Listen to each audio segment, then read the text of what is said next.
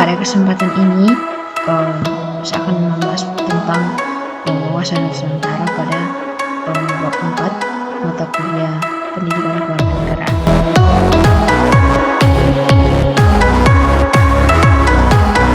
Apa yang dapat kita nyatakan dari gambar ini? Sejak kapan? Dari pertanyaan-pertanyaan ini, jawabannya semua ada di sini. Bila Indonesia berdasarkan Ordinasi 1939. Ada berapa pulau di Indonesia?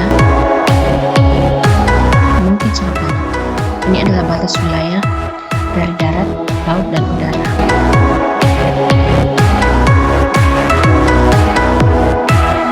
Menurut Insinyur Soekarno, geopolitik Indonesia adalah tanah air kita.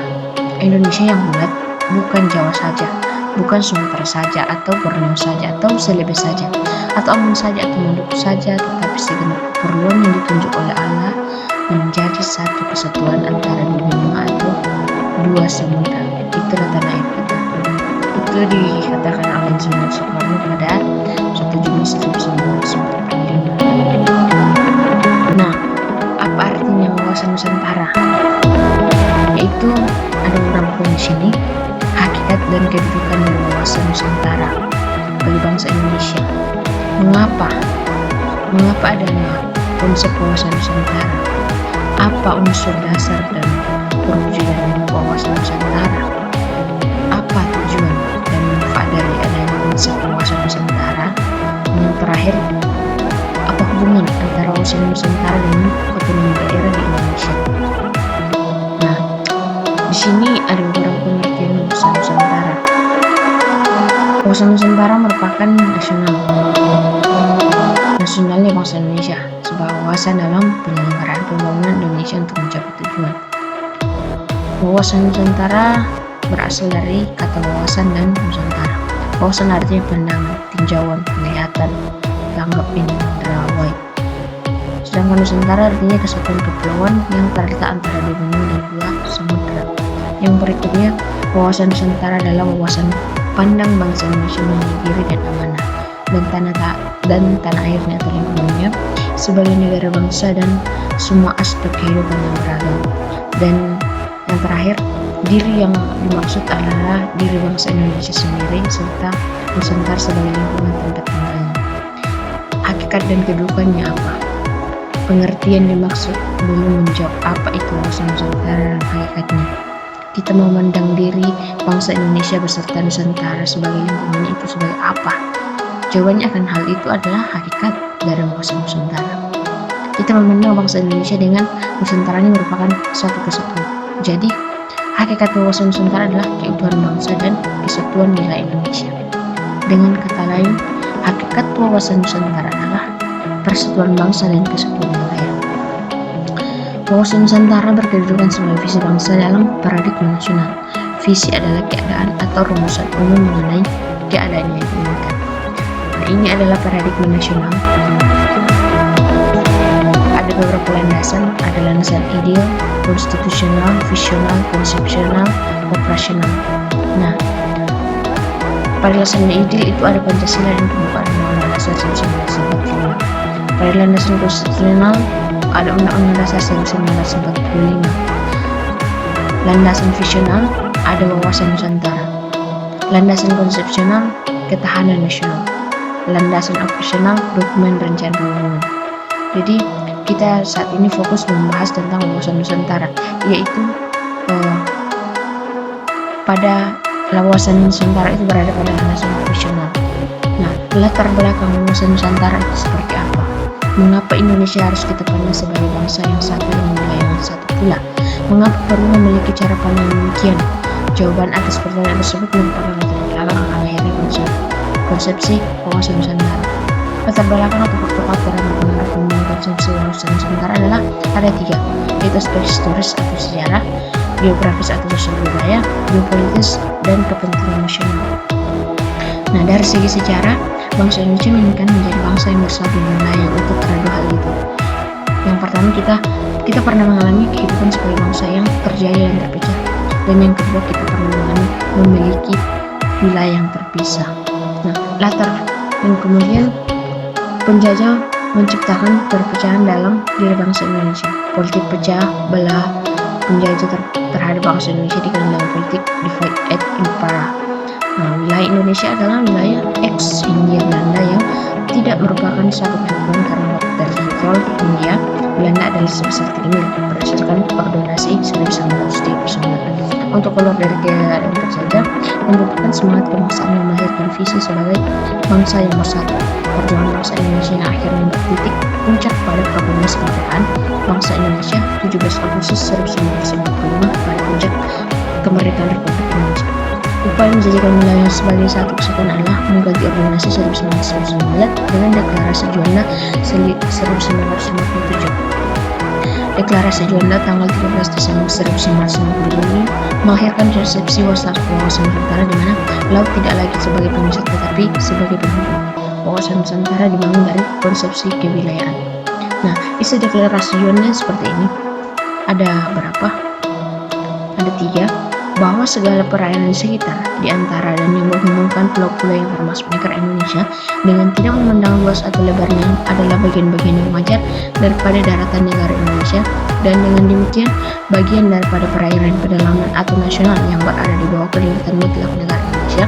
Lalu lintas yang bernama di perairan pedalaman ini bagi kapal-kapal asing dijamin selama dan sekadar tidak bertentangan dengan kedaulatan dan keselamatan negara Indonesia. Penentuan batas landas lautan teritorial yang lebarnya 12 mil diukur dari garis yang menghubungkan titik ujung yang terluar pada pulau-pulau negara Indonesia. Ketentuan-ketentuan tersebut akan diatur selekas-lekasnya dengan undang-undang. Itu isinya. Nah, undang-undang tersebut adalah Undang-Undang Nomor 4 PRP tahun 1960 tentang perairan Indonesia yang telah memperbarui dengan Undang-Undang Nomor 6 tahun 1996 tentang perairan Indonesia.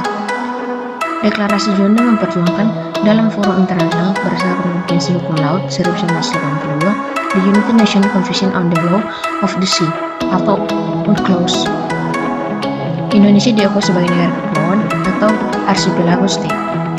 Nah, latar belakang wawasan Nusantara itu dari segi geografis dan sosial budaya, Indonesia merupakan negara bangsa dengan wilayah yang posisi yang unik serta bangsa yang heterogen.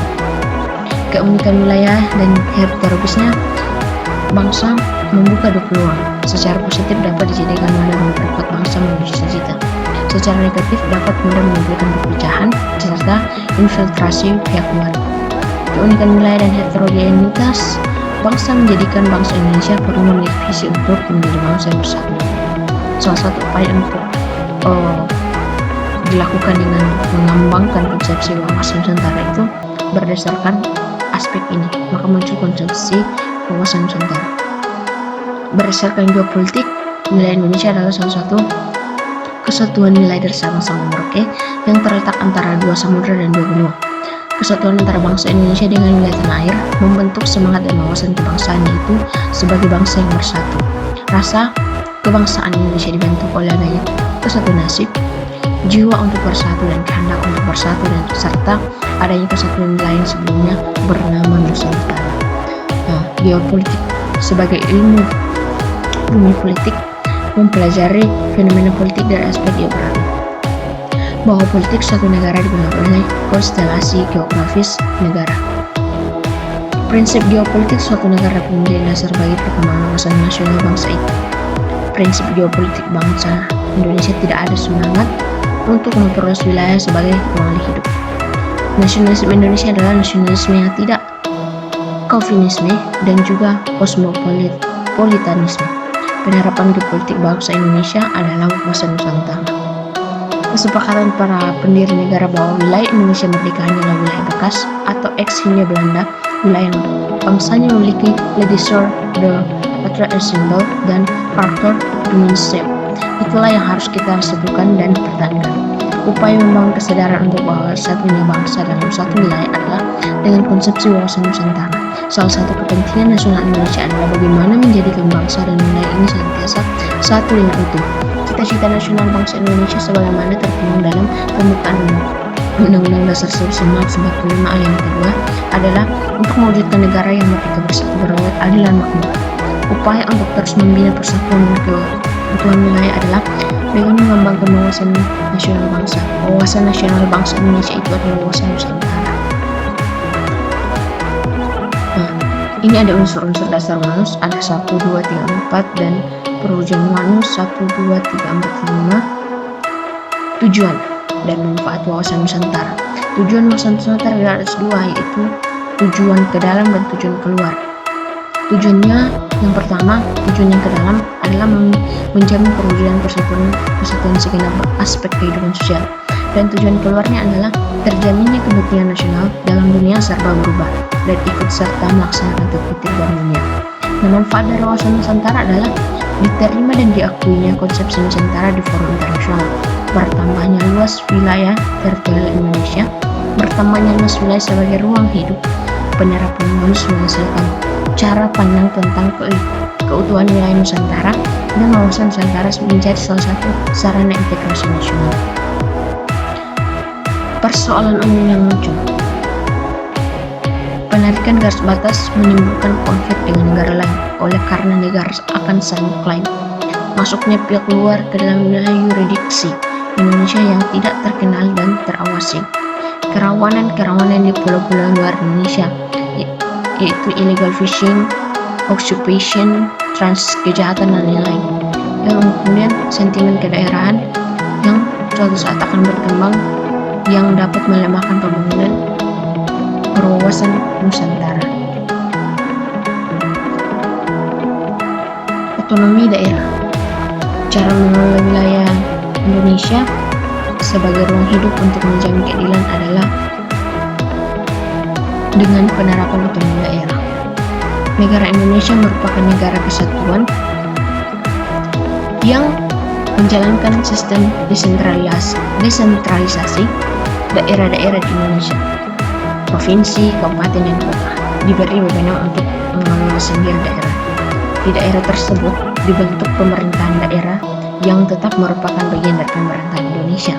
Otonomi daerah didasarkan pada pasal 18 Undang-Undang Dasar 1945 dan Undang-Undang Nomor 32 Tahun 2004. Otonomi daerah tidak bertentangan dengan konsep wawasan Nusantara dan otonomi daerah untuk keadilan prasyarat dari kesatuan dan persatuan bangsa Indonesia dari visi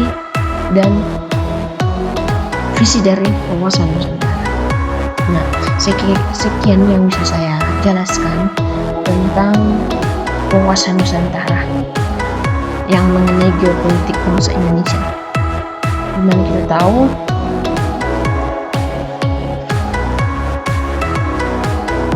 ratusan anak muda di Mei ikut dialog wawasan Nusantara pada 12 Oktober 2017. Itu mendapat kesimpulan, ada beberapa kesimpulan yang didapatkan, yaitu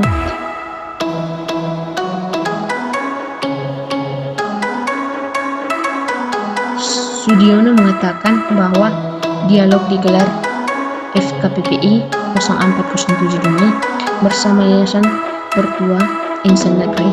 Mereka menggelar dialog untuk memperkuat wawasan Nusantara dalam rangka menjaga kedaulatan NKRI. Jadi dialog ini memang mengandung kaula muda di Dumai. Itu yang dikatakan oleh mantan Pabung Kodim 0303 Bengkalis. Kemudian Wakil Wali Kota Dumai, Eko Suharjo, mengapresiasi dialog tersebut. Eko berharap kegiatan bisa diikuti oleh lebih banyak peserta, sebab dialog ini memberi dampak positif bagi kaula muda Dumai. Saat ini banyak permasalahan sosial bagi generasi muda. Hal itu bisa dibentengi dengan wawasan Nusantara. Itu yang diujar politikus Partai Demokrat itu.